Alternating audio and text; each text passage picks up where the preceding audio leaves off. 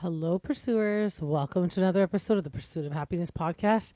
I am your lovely podcast host, Nas Kazimi. Now, if I haven't mentioned this before, I just want to mention again, please, please, please, if you guys could, go and follow the podcast, subscribe, like, share, all the things.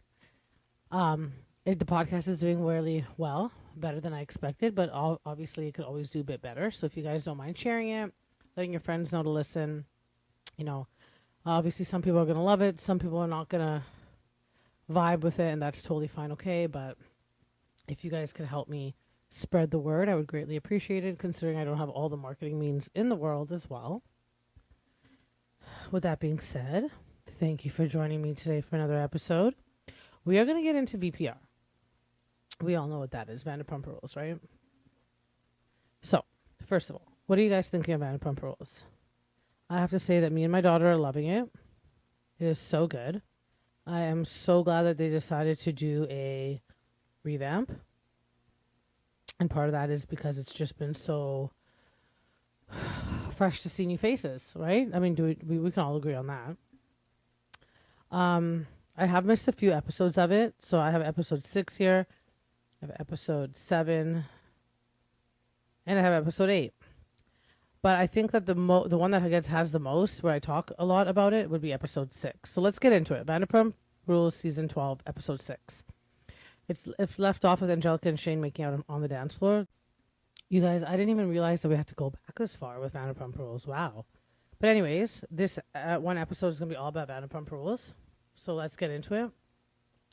Again, Angelica and Shayne were making out on the dance floor, so that's where it leaves off. Remember also, Audrey's friend broke a mirror off the wall. Demi and Natalie were fighting and screaming at each other. This was the feedback that the manager gave Lisa. She asked what happened at SUR the night before. The staff meets for a photo shoot, and Angelica starts crying to Marcus and Audrey that her back is still hurting because of the date that she had with Jason. Now, Chris is in the background, and he's hearing this, and he's listening to all this, and Audrey's right. He's like, why are you telling Lisa about all these things? Because at the same time, like, she's crying to Marcus, because Marcus is just curious, like, what's going on? But then Lisa Vanderpump walks in, and then she, like, verbal diarrhea to Lisa Vanderpump. She's like, oh, my God. So, yeah, I went out with Marcus, and we did this. We went out with Jason, and I did this. And did you know that he had a penis pump? And do you know that he's on OnlyFans? And it's like, wait a minute. Why are you all of a sudden dumping all this on Lisa? I really feel like at this point, Angelica was so hurt that Jason not only stood her up once, but twice. And then for the third time, took her to maybe, in her eyes, not the most attractive, like, kind of date. So she's kind of like throwing a tantrum, to say the least, you know?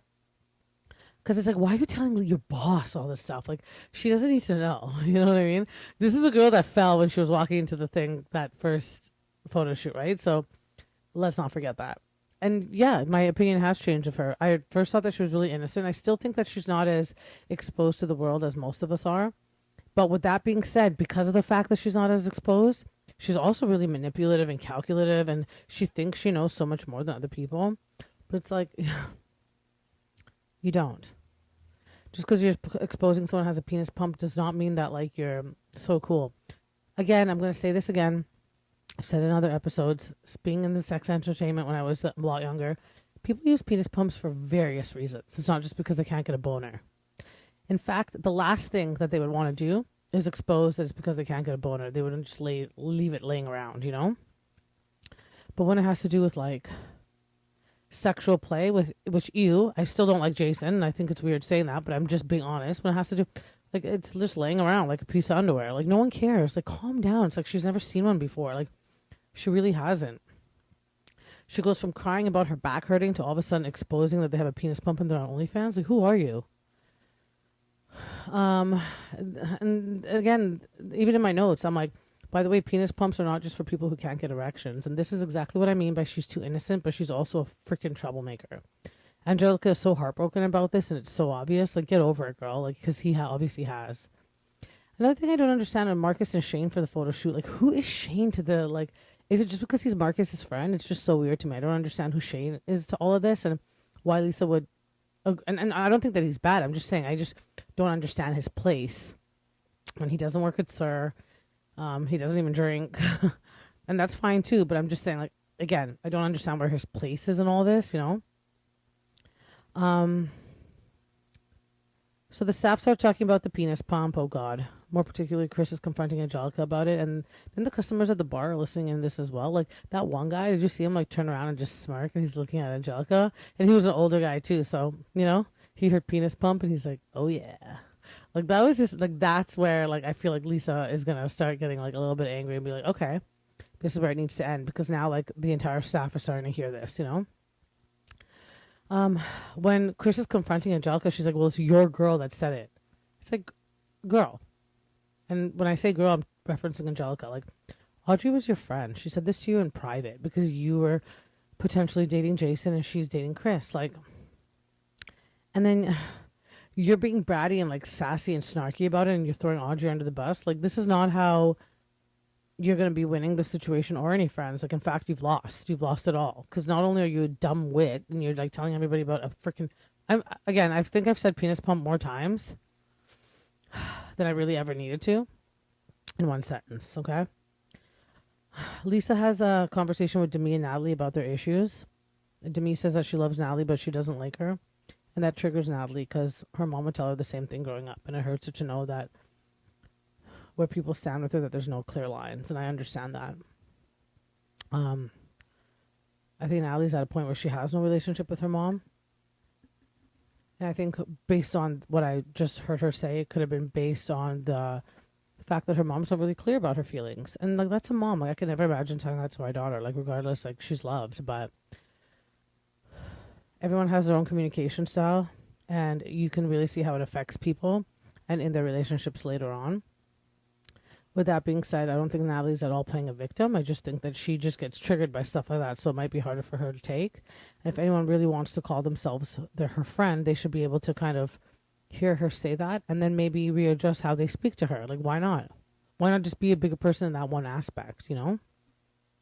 It's not that big of a deal in terms of readjusting how you speak, you know? It's not going to, like, you're not pushing aside your values. If you really care about a friendship, you're going to readjust. Now back at Sir Chris fills in Jason and Shayne about what, or Chris just fills in Jason. Shane's overhearing and he's like, he's going to encourage Angelica to talk to Jason. And when Angelica does talk to Jason, she deflects. And she said that she had verbal diarrhea because what's going on. And then she gets mad at him for wanting to check on his tables when he said that he'd rather talk about this at another time because you could tell that she was getting heated. Again, customers are starting to listen in on the conversation. She's throwing around really words that are like you don't often hear in the English language in just normal conversation. And like it's crazy to me, first of all, to see that the tables have turned, no pun intended, and now I'm on Jason's side. And I think that Angelica needs to get a grip. But geez, Angelica, he's at work, girl. Like, know your place. Even the chefs and the staff are listening to her talk so loudly about inappropriate things. Like, I heard one of the chefs say, oh, the girl just said penis pump. Like, yeah, like, that's embarrassing. That's bad. That's reflecting bad on the restaurant. Like, and you almost want to continue to encourage it. Like, you'd rather him explain his situation about the freaking penis pump, here I go again, than to actually have a man that's like, you know, look, I got to put this to the side because I'm at work. I'd rather have the guy that says, look, I'd rather put this to the side. I'm at work. I'll talk to you about it later. That's who I would rather have. She's so hurt that Jason decided not to pick her. She's so hurt. It's just so funny to see how girls act when they get butthurt when guys don't choose them, you know?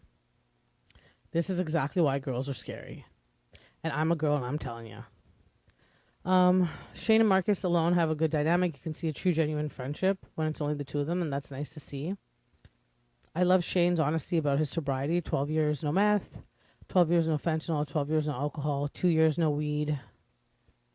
So, like, no weed, ketamine, Adderall, cranium, which is an opioid drink. And also no DMT. Funny about these type of things. So I've heard about the opioid drink, cranium. Because I'm part of the bodybuilding community, and there was a bunch of people in the bodybuilding community that were trying to get it off the streets, because apparently you can go to the States and you can just buy it. It's like at a corner store. It's like you can buy like energy drinks. It's like that. And so if fentanyl is unavailable or opioids are unavailable, or they're just getting out of rehab or whatever and they want to relapse, it's just so easy to buy. And on top of that, if it's sold at the convenience store, I know in Canada, like, whatever they sell at the convenience store besides cigarettes, everybody can buy. I know maybe in the States they have a little bit of different policies in terms of age limits, like, because they also sell alcohol. But, like, if it's at a convenience store, it's much more easier for kids to get, you know? It's harder to get weed in the States than the cranium drink. That's an opioid drink. Let's just put it that way. DMT, I've also heard, is like, this is a weird one for me, but it's the molecule that's released right before you die. It's like a feel-good molecule. I don't know how people get their hands on these type of drugs and do them. As much as my past, and I've been an addict before, and I'm 4 years clean and sober now, I don't know these drugs. I don't know ketamine. I don't know. I know Adderall because I take Dexatrin for my ADHD, but like I don't know the cranium thing. I don't know DMT. I don't know how this even ends up that people want to do these things or why. But anyway, in the conversation, it said that his dad was a huge trigger because his dad's coming to visit for his, because he's doing a short story kind of release because Shayne's an actor, right? And so he almost wanted to buy the cranium drink to be prepared for when his dad arrived, but then he didn't end up doing it. He didn't end up getting the drink. His dad ended up coming. He knew that his dad was loaded. With that being said, he still stayed sober, and that's great to see. It's really great to see. I love that this conversation made me appreciate Marcus and Shayne's friendship a lot more than I had before. It's just nice to see them chat about things that are relatable to people, you know? So Audrey goes to hang out with Chris and Jason, and Jason's not mad at all about the penis pump thing and that Audrey told Angelica. In fact, he says he's happy because it's shown her true colors. And then Shayne brings his dad and sister to the short film premiere, and everyone from Vanderpump cast is there. They show up as well. I swear to God, I feel like I've already done this recap, but here we go. Angelica's acting so immature. She totally dodges everybody. It's like, okay, so you know you've done something wrong when you're dodging everybody. But the way that she's dodging everybody makes it more awkward between the cast, you know? And I feel like it's like she almost knows what she's doing, but she doesn't realize that she's doing it. It's so weird for me to explain that, but she knows she's done something wrong because those are the actions of someone that's done something wrong. Well, if you don't know and you're trying to be mature, you're just going to walk in and be like, hey, everyone, how's it going? You don't have to address, hey, Jason, hey, Chris, hey, you know, just, hey, guys, how's it going? And they'll walk right by, you know? One thing I do stand by is that Angelica is really sheltered and immature, hence the trauma dump and the controlling nature when she meets guys. She has to know who they are, what they are in the relationship. Are they dating? Are they not dating? And it's so soon. I understand that, how you need to know what you are, but she hasn't even gone on a date with them and she's asking. It's just a bit premature, you know? And then she thinks that she's had so much more experience, and I feel like someone like this has had little experience, to be honest. This part gets interesting because Marcus gets mad at Kim for hugging all the guys and says, he clearly says, he's like, she's been mad at me before for hugging Natalie once at Tom Tom, so now he's gonna call her out every single hug that she does with every other guy moving forward. And this is after they just recently celebrated their 10 months. And he says he wants to be with her moving forward forever, et cetera, et cetera. This is what I've said about the relationship before. It's past a place of, passing boundaries. It's just like when someone tells you if you've been abused if your man or woman lays their hand on you once, it probably won't be the last time. Very, very few times will be the last time ever, because once it passes that threshold, it's like once you start talking to someone like shit, you'll always continue to talk to them like shit, and it gets worse and worse because you've passed that threshold, you've passed that boundary, you know? It's like someone that's done drugs. They done it the first time, it's like they need to get that high again. They want to get it even more high, you know? So I feel like they're not necessarily, they could have love for each other, but all this tit for tat comes from, because once they went out before and she ruined his time, so now the next time they go out, he's got to ruin her time. I've been in this relationship before. I've seen it before, you guys. I know exactly how this works. So this is why I'm coming from a place of experience when I say this, okay? I don't think Marcus is jealous. Again, I think it's what they've become used to in their relationship. Angelica goes to grab Audrey to talk, and Audrey explains that she's said something to her in private, and now Angelica's weaponized it and used it against not only her but the boys. And Angelica tries to defend herself and says this is her stupid little excuse. Well, it wasn't in the bedroom; it was in the bathroom, so everybody could see. So it's not that. Angelica, shut the F up. You look dumb. You look like you have never been outside your house for like the past 10 years. Like, what the hell? Again, confirms what I suspected. That she just keeps repeating what she can because she's upset that Jason didn't make her number one. So this is his payback. But unbeknownst to her, she thinks that she's spilling skeletons from his closet. But like, I don't think that at his age, where he works, with what his background is, that we'll find out in later episodes, that he is somewhat afraid of his past coming out. In fact, I think that he's laid it out all bare. And he doesn't give a shit. And again, no pun intended. But he's laid it out all bare, and he doesn't care if it comes out or not. This is what he's had to do to get where he is, you know? Angelica actually has the balls to tell Audrey that she wants validation from every guy in the room. That Audrey wants validation from every guy in the room. What? My jaw dropped to the ground. I'm like, is she looking in a mirror? It's such a deflection and like what do you call it? A projection. And Audrey clocked it. Angelica chose Jason and Shayne, and then says that I want to be an older sister to you, to Audrey. And again, I nearly drowned in my laughter. Like, that's ridiculous. She thinks that she can be a good influence to Audrey. And then she tells Audrey that Audrey's not the girl's girl. Really? Because you just took something that a girl just gave you and you ran with it and you weaponized it and you told everybody, including your boss. Everything that she said to Audrey, you want validation from every guy in the room. Angelica is actually the one that wants validation from every guy in the room. Hence, she jumped from Jason to Shayne without even breathing in between. Okay, there was not even a breath in between. She says that you're not a girl's girl, really, because that was the girl that had your back, the only one, and you just destroyed that relationship. And then she says that she's the one who's going. And she says she wants to be a big sister influence to Audrey. And Audrey right away was like, no thanks. I don't need a big sister. Thank you. If anything, and Audrey is younger than you, Audrey can be the big sister influence to you. Okay? I was dying. I was dying when I heard Angelica say that to her. Like, that was just embarrassing. You know? Wow. So that was a really big episode that I liked it because a lot happened. And I'm kind of saying this in hindsight because I have seen episodes 7 and 8. It kind of sets it up for the episodes coming up. So let's get into 7, okay? I don't know if you guys haven't watched. My bad. If you have, great. Let's get into it. It shows Lisa doing a 20-year reunion at SUR anniversary party. Now, SUR has been open for 26 years. But from what I gathered from the show, when Lisa and Ken came to the States, there's a type of visa that you can get where you invest into a business. It's called the investor's visa. You have to invest $100,000 into a business. So when they were walking, they thought hospitality. They saw SUR, and SUR had just opened, and they went and they liked it. It was kind of like cute little vibe, and they were talking to the owner, who happened to be Guillermo. And they were like, do you know a restaurant that's for sale? Because we want to invest in it. And Guillermo was kind of struggling at that time. It was open for 6 years, but probably not doing its best. They didn't really get into that. But then he's like, yeah, actually this one. So then Lisa and Ken went into business and became partners with Guillermo. And again, that was 6 years after SUR was already open. But now it's been 26 years that SUR has been open. And 20 of those years, Lisa and Ken have been part of it with Guillermo. And so Lisa is having an anniversary party for that. I thought that was great. It's really I love those kind of stories. Like, these are the kind of stories that I wish that they would, not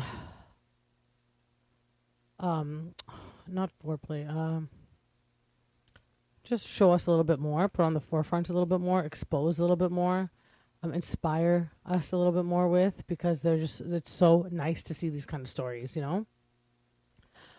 There's also a ladies of wine event, and Lisa wants to take her staff with her.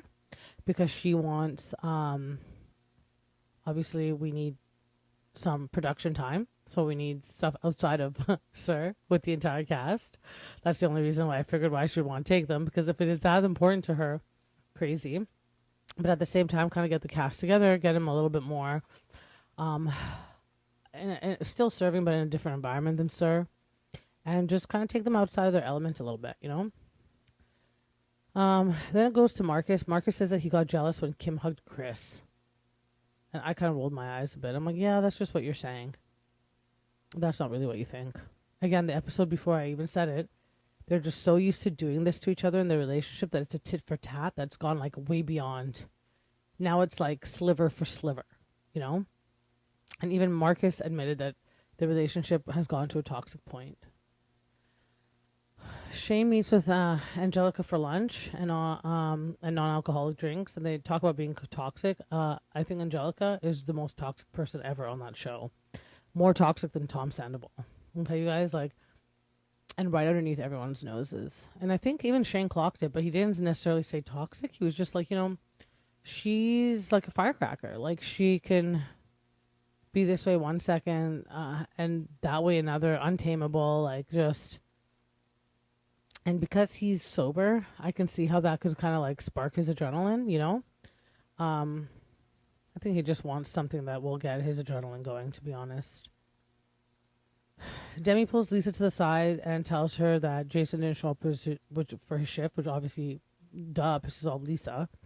And then when Jason does show up nonchalantly, he does not look good at all. I don't know what he did, cut his eyebrows or like trim them or something, cut his hair. He's supposed to be pre-med, but he says he doesn't understand how the scheduling system works. I laughed. I had a good laugh. And I think so did Lisa. Then you see Marcus, like, every time I see Marcus, it just really, he's so immature. He's so immature to the point that he can't even break up with his girlfriend. He has to keep going tit for tat at his age. Okay. Keeps drinking at work when he's not allowed to. And then everything that Natalie tells him, he goes and he twists it around and he tells Kim, knowing it's going to piss off Kim. And then the way that Kim approaches Natalie at work, like, Natalie wasn't doing anything. She was literally in that little box area, like, bartending. And Kim comes and bitches her out. I hope that Lisa Vanderpump reviews this footage and lets go of Kim. Like, we do not need Kim on the show. You're only a hostess and you're shitty at it. You wear sunglasses at night. You're not J-Lo. Okay. And then you're going up and disrupting other bartenders, like, while they're working. What's with these hostesses? The only good one is Audrey. Angelica doesn't even care. Like, she wants to yell at people about penis pumps in the middle of the bar. Doesn't even want the staff to go back to waiting their tables. Then you have Kim. And then when Natalie goes and confronts Marcus, someone's like, well, what did you just tell her? Because she just came and yelled at me. Marcus again goes and transforms the story and goes and tells Kim and gets Kim even angrier. I love that Natalie can see that it's Marcus, but Kim, you are a dumb B girl if you don't see what Marcus is doing. If she's just pulling a blind eye to Marcus, being like, well, I'm loyal, I'm going to stay with... She's so dumb. I don't even know what she sees in Marcus. And frankly, I don't see what Marcus sees in her. She's not that smart. How long are you going to be a hostess girl? Like, seriously. It shows Natalie asking Marcus what the frick is going on, and Marcus again starting shit between them. In this one part, and I clocked it, I put it on my notes, you can hear Kim say, that's what bothers me about you, when she was talking to Marcus. But she didn't want to make it about Marcus. She purposely wanted to make it about Natalie. So she's like, she quickly, took that back and she's like, this is what bugs me about her. She was like, this is what bugs me about you, about her. See? It's just in her brain to blame everything on Natalie. And Marcus is the king. Is Marcus paying her rent or something? Because, like, she's acting so, like, I really feel bad for Natalie. Marcus is not your friend, Natalie. Lisa is... So, we find out that Lisa's taking the entire staff to the Women in Wine event. They drive in 2 cars to the Madonna Inn. The Madonna is so cute. They all are staying there. And then, after they have lunch there, they head to the Airbnb that they're going to be staying at for... the Women in Wine event. Now, while they were at lunch at the Madonna Inn, it comes to light that Audrey and Shayne had to do a kissing scene for a music video because they have friends that are in the music video industry. I mean, they're in LA.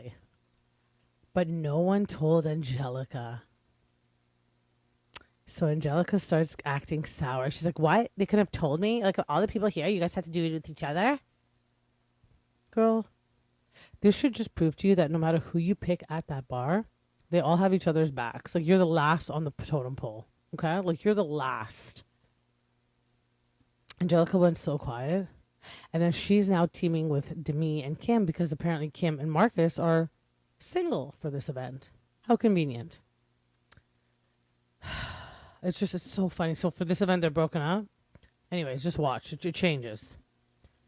Now, Angelica starts to bring to light to her new best friends, Demi and Kim, that Israel, who's also a member of the staff, gay member of the staff, saw a headline about the three boys together and their saggy balls, and I was just dying when I heard this headline because it's like it was like, oh god, you guys plug your ears. It was like stiff cocks and like saggy balls. I don't know if you guys clocked that, but I was dying like the description. But I guess they had like on their OnlyFans a scene where they were all naked and they were all massaging each other. And I don't know why that's so bad. And again, like I'm someone that was in the sex entertainment industry, so maybe I'm a little bit more desensitized to things, you know? It's so weird because I think that if I was my boyfriend, I would like kill him. Like if he was doing things to me where I would normally say, well, that's not a big deal. But because I'm on the other side of it, like I would like kill someone seriously. If like, for example, I found out that my man like was kissing another girl and like I didn't know, and it was even though it was just for this TV show or something. I don't know, you know how it's like that. But what I can say as somebody that doesn't have a boyfriend in the industry, but is just speaking from experience of being in the industry, these kind of things are not that weird. It happens all the time. In fact, people would rather be with people that they know and do scenes like this with than to people that they don't know, because sometimes, and as safe as the sex entertainment industry really is in terms of like testing and making sure that, you know, the girls are fully safe. The girls really call the shots in the sex entertainment industry, but it's almost still much more comfortable doing it with someone that you know. You just kind of let loose a little bit more, you know? Angelica shows Demi and Kim the OnlyFans video, and honestly, they're traumatized, which leads into episode 8, finally. So Demi is acting weird around the cousins because now they're at the Airbnb, they're like cooking, and they're just kind of like hanging out, but she's just being so weird to Jason. It's like, could you be a little bit more obvious? No offense, but you're not the best looking hen there is, you know? Like, calm down, girl. Angelica takes Shayne into the hot tub and tells him about the video too. Like, she's such a shit disturber. This is episode 8, okay, guys? And then when Angelica leaves to get ready for dinner or whatnot that they're doing, everyone comes to the hot tub and everyone is having Natalie's back. And Marcus starts crying because he knows that Venus and Natalie are not, or he knows that Venus and him are not talking. Oh, so he knows that Venus and Natalie are not talking to him. So he starts crying and saying, I'm not even friends with my best friend. Blah, blah. It's like, okay, true colors are showing. And you can see Lisa inside, like, listening to the entire conversation. Oh, sorry, not Lisa. Kim. You can see Kim. Why did I say Lisa? I was like, that sounds wrong. You can see Kim inside listening to this whole conversation. And she's being like, okay. What the F? But remember, they're broken up, so she's not interfering right now, right? Not yet. Marcus is sloshed, though. You can just tell he's sloshed. She's like slurring his words. He kept his sunglasses on. I don't know if that was the best move, and Demi even kept reminding them, guys, tomorrow's a work event, etc., etc. We got to be up for work. The next day, they all wake up. Audrey makes steaks and eggs for everyone. Audrey and Angelica make a truce. They're all getting ready to go, and then Jason's brother calls Chris, because I think Jason has a twin brother, if you guys didn't know, and they're all cousins, right? And I guess they're all planning a trip to Bali together, and he was like, yo, man, we're going to be like, I don't know, effing these bitches, but he says it out loud while they're on speaker, and Audrey heard, and Chris is like, great, this is just going to cause a whole nother thing, you know? So when they go to the event was actually really nice. All the people behaved themselves. All the staff did. I'm very happy for that, to see that. It was nice to see them kind of like respect their positions and their jobs. But everyone was just kind of, Marcus especially, like he kept sitting down a lot. And I understand he was sloshed the night before. I don't know how in the hot sun you're going and drinking again. The only person that didn't go was Shayne. Because he's obviously, again, like I said, he's not part of the staff, so I don't understand why he's even there at the thing. Like, why did they even get him a room, you know? One person I didn't see during the whole like wine event was Angelica. I think they put her inside, so she just they could have filmed her. They just didn't use that camera footage of her, you know. But when the wine event is over, which they did a great job at, I have to give them that. They go back home, and then Chris confronts Audrey and was like, "Hey, you've been acting kind of weird all day." And she's like, "Yeah, you know, Audrey's a lot younger, 10 years, I think, at least, than Chris. So now that she slept with Chris, she's kind of has a little bit more higher expectation of him. And I don't know where that came from. It's like you knew the guy that you were kind of fooling around with. But one thing that she did state early on in the episode, I think she was talking to Venus, was like, I just want a guy that like has like romantic stuff. Like, what's he gonna say to me? Like, oh babe, look at your ass. You can't do that the whole time. I was like, well, like, you know, that's just the way he speaks. And you should have known this. And I'm not necessarily defending Chris in any way, but I'm just trying to point out to Audrey and to people like Audrey, like, these are all like kind of flags about the guy, whether you call them vanilla flags, beige flags, green flags, red flags, whatever flag you want to call it. You should know this. Like, that's the way he spoke before. I don't think the speaking and the acting is going to change once you guys are together. In fact, from what I've heard of people that have been in relationships for a long time, it kind of loosens up and you have to try to make it more of an effort after you're in the relationship. So she wants someone that's a little bit more romantic. There needs to be some communication. Chris needs to know. You guys are just sort of just kind of like figuring each other out. But he just came and he told you that he likes you. So I don't know what more at this point you might want from him, you know. If he's the guy that's going to show up at your house with like 3 dozen roses and have like a candlelight dinner, like, I don't know, like maybe you watch too many Disney movies, you know, but like, I didn't get that vibe off of Chris. I don't think he's that type of guy. So I don't know why she would get that vibe off of him. But if that's what she wants, I don't know if she's looking in the right department for him. But I think it was cute that he sat her down and said, look, like, I do want to be with you. And he even rectified what his cousin said. He's like, I am going to go to Bali, but I'm not going to be like tapping all these bitches, you know, like I'll be talking to them. And I thought that was cute. So yes, my opinion about Chris and Jason has changed. The past episodes have been so good. I hope that I could recap it enough. I feel like I've already talked to you guys about the first episode, that episode 6, but regardless, my opinions, if I have, my opinion's still the same. But my opinion definitely more so has changed towards Jason and Chris. I really do like Chris a lot more now. Jason, but I definitely like him a lot more than I like Angelica. He's definitely shown that he's much more mature in these kind of weird situations. But again, he's a guy that got Italian Jewish family, got thrusted out of Jersey, wanted to come to LA, and he's making it for himself. So typically people like this tend to be a little bit more mature because they have had to go through all this BS to get to where they are, you know? So gotta give him flowers where it's due and give him his props. I love Vanderpump Rules. I think it's a great show. Again, I'm so happy for the change up. Can't wait to see the next episode, but next episode seems to get juicy, and I can see Audrey's yelling at someone. I think she's yelling at Angelica because Angelica brings it up to the entire group about what she's seen. She's so hung up on this. The guys with the OnlyFans. Like, I don't know what she thinks. Like, I think I think in her head she thinks she's like, there's a movement going on where like she's like outing people, but I don't think that she realizes that like she's doing it so stupidly, you know. Anyways, guys, that's it for Vanderpump Rules. Sorry that was a doozy, and I'm sorry if I've said names wrong. I'm just trying my best here to kind of get through this. I promise I'm going to be a little bit more up to date next week.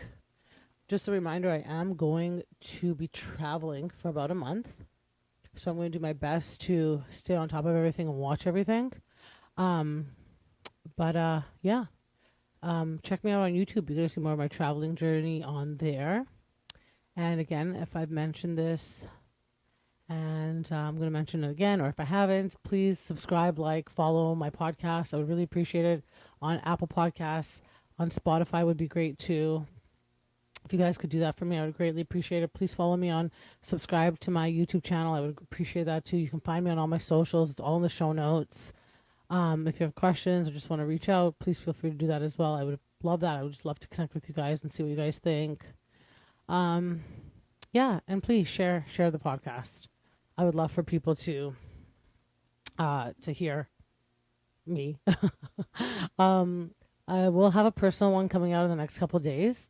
It's just about me as an Iranian woman in Canada, and with everything that's going on in Iran, I just kind of want to touch upon that.